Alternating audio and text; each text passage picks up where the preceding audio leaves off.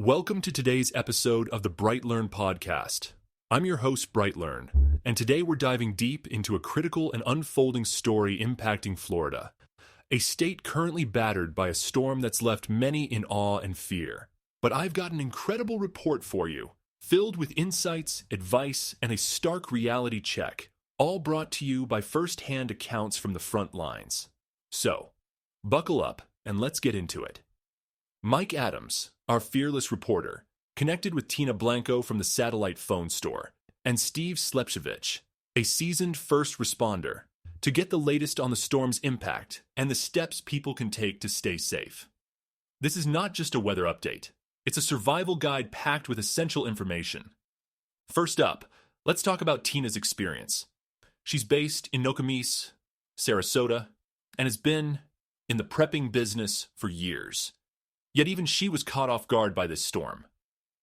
We're talking about 16 inches of rain in some areas, roads that are now rivers, and a city that's become almost unreachable.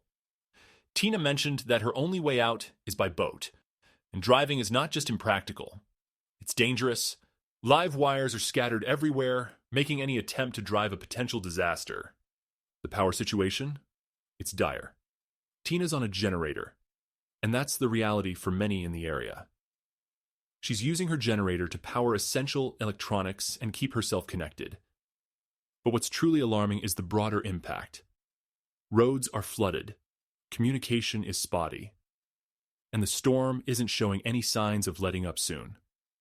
Now, let's bring in the expert, Steve Slepcevic. Steve's a first responder with decades of experience, and he's painting a picture that's both frightening and crucial to understand. This storm isn't just about wind, it's about water. Steve explained that the storm is carrying so much moisture that it's going to create a historic surge, pushing water back into the coastline and causing unprecedented flooding. Savannah, Georgia, is particularly vulnerable, with projections of 20 to 30 inches of rain. This isn't just a local issue. The effects will be felt across a wide area, from Savannah to Charleston and even up to Norfolk. Why is this so dangerous? Steve pointed out that as the storm slows down, it will continue to drench the same areas, hour after hour. This means that the rain won't just be a one-time event. It will accumulate, leading to severe flooding. And when the flooding hits, it doesn't just affect homes and businesses. It paralyzes entire cities. Steve shared a harrowing story from Hurricane Ian, where he was part of numerous rescue operations. He emphasized that when the water rises, there's no escaping it. That's why evacuation orders should be taken seriously. It's not just about avoiding the wind. It's about avoiding the life-threatening floodwaters. Tina's company, the satellite phone store, is stepping up in a big way. They're providing satellite phones to first responders and anyone who needs them. Communication is key in a crisis, and Tina made it clear that if you're in an area that's about to be hit, now is the time to get a satellite phone. They're even offering free phones with a service plan, making it as accessible as possible.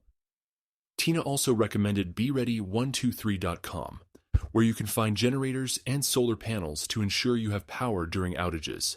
The conversation took an interesting turn when Mike asked about the financial implications. We're not just facing a weather crisis. There's a financial storm on the horizon as well. Stock markets are crashing, and online brokerages are struggling to keep up with the demand.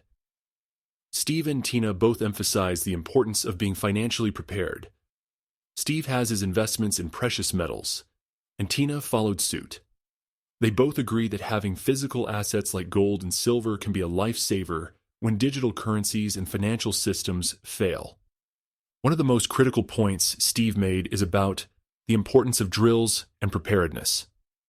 He and his team do quarterly drills to ensure everyone knows how to use their satellite phones and communicate effectively. This isn't just a good idea, it's a necessity. In a crisis, you'll rise to the level of your training, and if you haven't trained, you'll be at a severe disadvantage. Tina added that it's not just about having the equipment, it's about using it.